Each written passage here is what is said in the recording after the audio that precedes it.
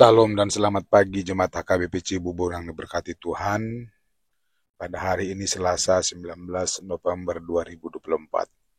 Sebelum kita menjalani satu hari ini dan menikmati hari ini, marilah kita terlebih dahulu mendengarkan firman Tuhan yang menjadi penyemangat bagi kita untuk menjalani satu hari ini agar hari ini benar-benar menjadi hari berkat bagi kita semua.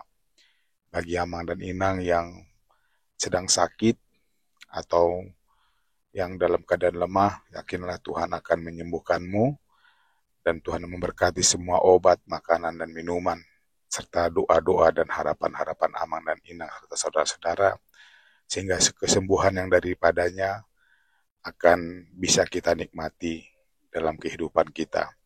Bagi Amang dan Inang yang dalam keadaan berduka, dalam bergumul, yakinlah Tuhan akan menyertai dan memampukan kita untuk menghadapi ada banyak-banyak persoalan dalam kehidupan kita.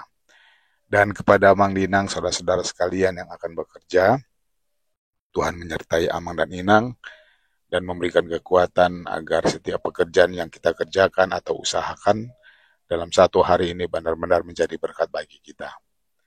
Namun sebelum kita mendengarkan firman Tuhan, marilah terlebih dahulu kita berdoa. Kasih karunia dan damai sejahtera dari Allah Bapa dan dari anaknya Tuhan Yesus Kristus kiranya menyertai kamu sekalian. Amin. Renungan harian kita pada hari ini sesuai dengan Almanak HKBP diambil dari surat Rasul Paulus yang pertama ke Korintus, ke Jemaat Korintus pasal yang pertama ayat 25 dikatakan demikian. Sebab yang bodoh dari Allah lebih besar hikmatnya daripada manusia, dan yang lemah dari Allah lebih kuat daripada manusia. Demikian firman Tuhan. Hikmat Tuhan, pedoman hidupmu. Bapak, Ibu, dan saudara-saudara, jemaat Tuhan yang baik, tanpa kita sadari dalam kehidupan kita, cara dan gaya hidup kita, mau tidak mau, setuju atau tidak setuju memang sangat dipengaruhi oleh keadaan dan situasi yang ada di sekitar kita. Baik itu pola pikir, perasaan, perilaku, dan pengalaman hidup yang kita miliki akan memunculkan jejak pengaruh pada yang akan dan yang sedang terjadi di sekitar kita. Ada banyak pengaruh yang tidak bisa kita hindarkan begitu saja. Namun ada juga yang memang justru harus dihindarkan, karena hal itu bisa berdampak buruk dalam kehidupan kita. Misalnya, mengapa orang bisa begitu mudah memaki, menggerutu, mengumpat, atau marah?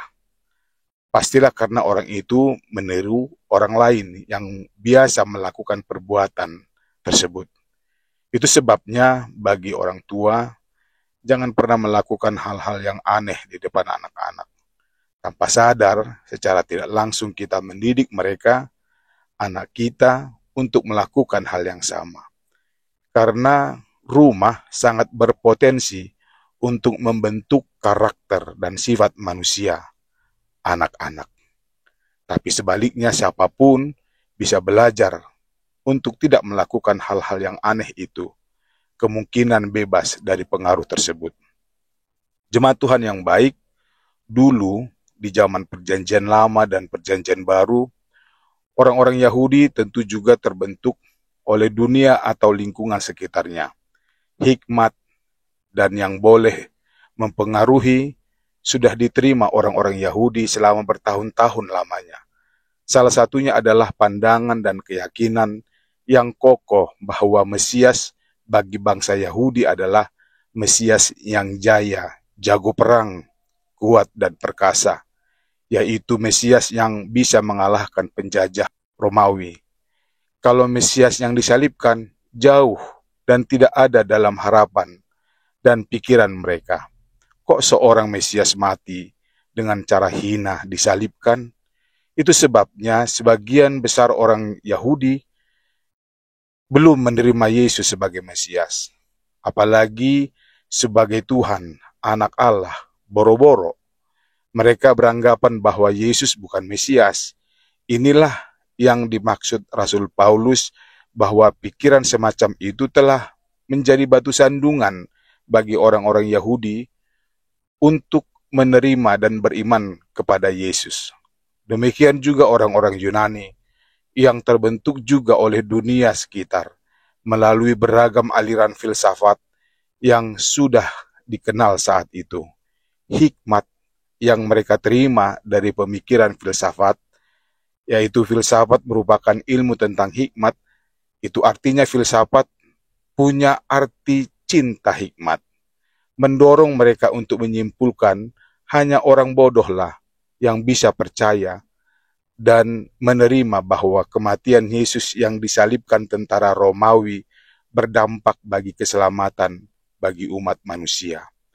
Inilah yang dimaksud Paulus mengatakan pemberitaan Kristus yang disalibkan dianggap kebodohan bagi mereka orang Yahudi. Dalam hal itu Paulus menegaskan bahwa hikmat Allah memang bisa berbeda dari hikmat dunia.